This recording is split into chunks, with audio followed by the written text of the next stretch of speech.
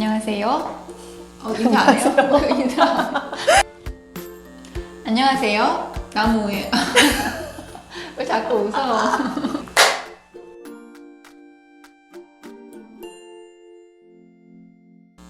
안녕하세요. 봉봉과 나무의 심리수다. 저는 봉봉. 저는 나무입니다. 반갑습니다. 안녕하세요. 나무예요. 왜 자꾸 웃어? 남 탓하고 있어. 봉봉과 나무의 심리수다. 다시 갈까요? 네네네. 네. 하고 3초 쉬고. 네. 안녕하세요. 봉봉과 나무의 심리수다. 저는 봉봉. 저는 나무입니다. 반갑습니다. 즐거운 일이 많으신가 봐요. 앞에. 네. 누구 때문에? 누구 때문에? 비읍 때문에. 그렇군요. 네. 나무, 우리가 지난주에 이어서 계속 이제 끌림에 대한 주제로 이야기를 나누고 있잖아요. 네.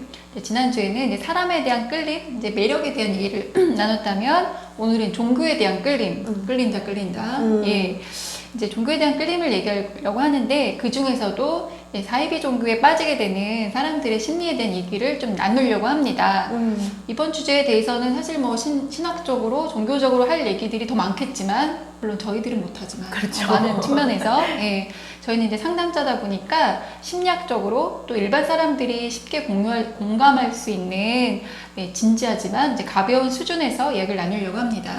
네. 일단 나무는 사이비 종교와 건강한 신앙의 차이가 뭐라고 생각하실까요?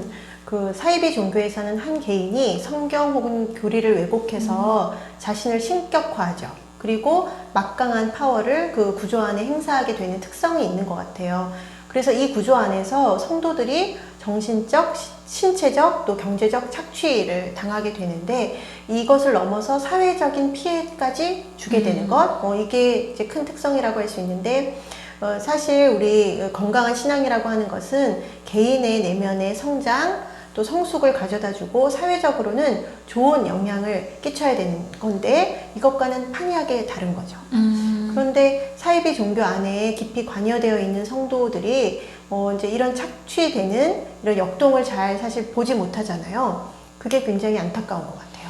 네, 그러면 참 공감이 되네요. 네, 나는 상처를 가진 채 어른이 되었다라는 책으로 우리나라에 좀 잘 알려진 일본인 정신과 의사인 오카다 다카시라는 분이 2016년에 심리적 조작의 비밀이라는 책, 부제는 어떻게 마음을 지배하고 또 행동을 설계하느냐라는 책에서 이제 사이비 종교에 대한 얘기를 좀 나눴어요. 그 중에서도 사이비 종교에 빠지는 사람들의 어떤 심리적 특성에 대한 얘기를 이제 해주셨는데, 왜 멀쩡한 사람으로 보이던 사람들이 이제 이런 종교에 빠지거나 다단계에 빠지거나 갑자기 이제 테러리스트가 되는가, 이제 그런 사람들이 굉장히 특별한 사람이 아니라 흔히 볼 수 있는 이제 나무 같은 사람, 또 저 같은 사람이 왜 그렇게 이제 변화해야 되는가라는 것들을 이제 심리적 조작이라는 개념을 통해서 설명하고 있거든요. 근데 이제 그분은 특히 이제 의존적 성격 장애의 어떤 특성을 가진 사람들이 타인에게 자신의 결정이나 이제 중요한 삶의 어떤 이제 과정들에서 뭔가 결정하고 선택해야 되는 것들을 좀 맡기고자 하는 경향이 많기 때문에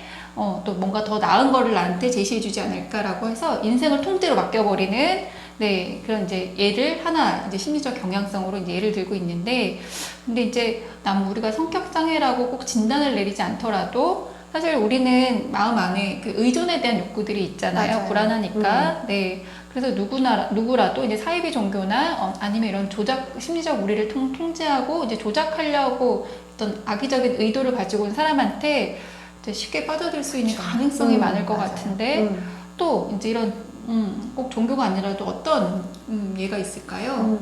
가스라이팅이라는 용어를 아마 다들 좀 들어보셨을 거예요. 근데 이게 거부, 경시, 부인 등과 같은 어떤 방법을 통해서 타인의 심리나 상황을 교묘하게 조작해서 이 사람이 자신에 대한 현실감 혹은 어떤 판단력을 흐리게 하고, 그래서 그 사람을 통제하는 그런 어떤 현상을 얘기하잖아요. 쉽게 얘기하면 한 개인에게 계속 그 교묘하게 부정적인 피드백을 계속 주면 이 사람은 자신의 판단 같은 것에 대해서 그 확신을 할 수 없게 되겠죠. 내가 판단하는 게 굉장히 잘못된 건가? 내가 뭔가 잘못 생각하고 있나? 그러다 보면은 자신을 확신할 수 없으니까 그 타인을 의존하게 되겠죠. 특히 그런 피드백을 자주 준 사람에게. 네, 뭐 이런 부분들도 하나의 그 심리적 조작 중 하나라고 할 수 있고요. 그리고 자기중심적인 상사가 부하 직원을 마음대로 통제하는 것, 혹은 폭력적인 남편이 아내를 지배하려고 하는 것, 또 부모가 지나치게 자녀들을 속박하는 것, 또 집단 내에서 한 사람을 교묘하게 아니면 대놓고 그 따돌리는 은따, 왕따 같은 어떤 따돌림의 현상도 이런 심리적 조작의 하나일 수 있겠죠. 맞아요. 오카다 다카시도 이제 심리적 조작, 심리를 조작한 사람들은 의존적이고 애정과 인정을 갈구하는 사람들을 강하게 이제 몰아세우고 또 점점 주체성을 상실하게 만들면서 그 사람들이 이제 본인에 대한 생각들을 할 자리를 이제 만들지 않고 이제 차단하는 수법으로 이제 다가간다고 하더라고요. 네. 그러고 보면 우리는 이제 의존과 애정에 대한 욕구는 우리들의 가장 기본적인 욕구이기 때문에 이제 취약해져 있는 상태에서는 정말 누구라도 그런 이제 심리적 조작에 노출되기 쉬울 것 같다는 생각이 들어요. 네. 그리고 또 이제 애착의 관점에서 볼 때는 우리가 이런 의존과 애정에 대한 욕구들이 되게 자연스러운 우리의 모습이잖아요. 그래서 이제 정말 건강한 의존이 뭔지 또 병리적인 의존이 뭔지 이제 구분해 보면 생각하는 것도 또 필요할 것 같은데 우리 나무 이런 것 좀 구분해 설명해 주세요. 생각해 봤는데 관계 안에서의 힘의 불균형이 있느냐가 굉장히 중요한 기준이 될 것 같아요. 그 건강한 의존이라고 하는 게 때때로 내가 도움이 필요할 때 적절한 대상에게 좀 도와주세요 라고 도움을 청할 수 있는 능력에 해당하잖아요. 그런데 이렇게 도움을 청할 때도 도움을 청하는 사람과 도움을 주는 사람 사이는 대등해요. 그런데 이제 병리적 의존에는 늘 권력의 불균형이 발생하게 되죠. 그래서 관계 안에서 나의 주체성을 발휘할 여지를 갖지 못하거나 내 주체성에 대해서 인식조차 하지 못한다라고 할 때에는 내가 너무 그 대상에 대해서 병리적으로 의존하고 있는 게 아닌가라고 의심해 볼 수 있을 것 같아요. 어떻게 생각하면 되게 합리적 의심이 필요한 거군요. 네. 또 이제 청어란 매거진에서 신천지로 인해서 이제 요즘 또 촉발된 이단 사이비 현상에 대한 사람들의 얘기들이 되게 많잖아요. 관심들이. 그 현상에 대해서 이제 심리 정신적 측면과 또 바람직한 대처에 대해서 정신과 의사이자 또 목사인 최의연 선생님이 좀 얘기하신 게 있어서 제가 좀 가져왔어요.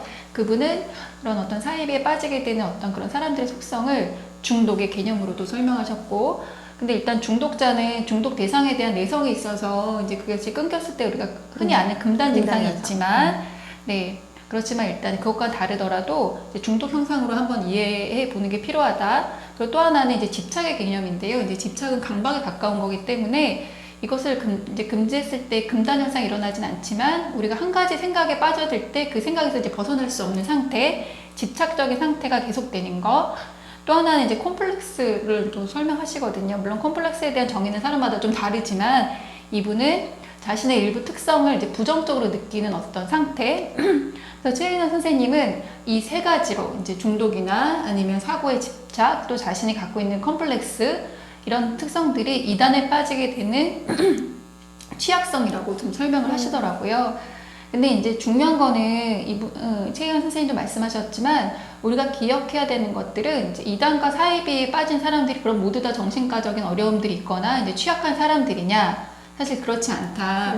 기본적으로는 이제 사회적 병리다. 이런 사이비나 이단의 현상들은 그래서 이제 사회가 건강하면 얼만큼 건강하냐에 따라서 이런 현상들이 이제 덜 하거나 사회가 얼마나 이제 건강하지 않느냐에 따라서 이제 병리적이냐 따라서 이제 이단이나 이제 사이비의 어떤 현상들이 더 많이 드러나는데 그렇다면 이 사회적 병리는 과연 뭘까요? 어떤 현상이 사회적 긴장감의 요인이 될 때 우리는 그것을 사회적 병리라고 부르잖아요. 아마도 사이비 문제가 이제 개인의 어떤 신앙적 문제로 생각할 수 없을 정도로 큰 사회적 파장을 사실 일으키고 있기 때문에 그걸 사회적 병리라고 또 이야기할 수 있는 것 같아요. 그런데 또 역으로 어떤 그 개인에게 가해지는 사회적 긴장감이 또 사회적 병리를 불러일으키는 측면이 있는데 그 사이비 문제에도 어떤 면에서는 급속한 그 산업화로 인한 부작용 중에 하나인 것 같아요. 그러니까 예를 들어서 우리가 산업화가 되기 전 우리의 사회라는 게 공동체 어떤 의식이 되게 강조가 되고 자연스럽게 강조되고 공동체와 더불어 살아가는 그런 분위기가 있었잖아요. 그런데 산업화와 함께 개인주의적인 어떤 가치가 부상하면서 이런 부분들이 많이 약화되었죠. 네, 우리는 늘 약화되고 사라지는 것들에 대한 어떤 그 향수 같은 게 있는 것 같아요. 그림 같은 게 있는 것 같아요.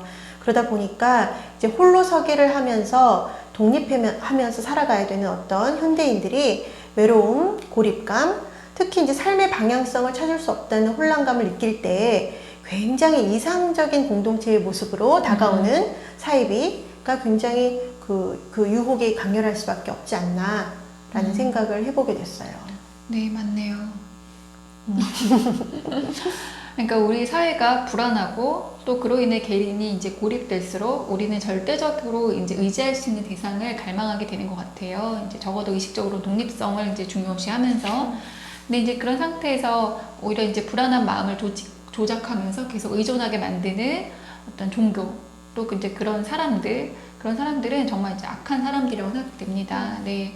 또 우리 모두는 좀 연약한 존재이기 때문에 이제 앞서서 말했던 의존적 성격 장애라는 개인의 병리가 없더라도 사이비 종교나 또 이제 우리가 꼭 사이비 종교 형태가 아니더라도 누군가가 우리 인생을 대신 결정해 주기를 바라는 유혹에 빠져들기가 쉽잖아요. 맞아요.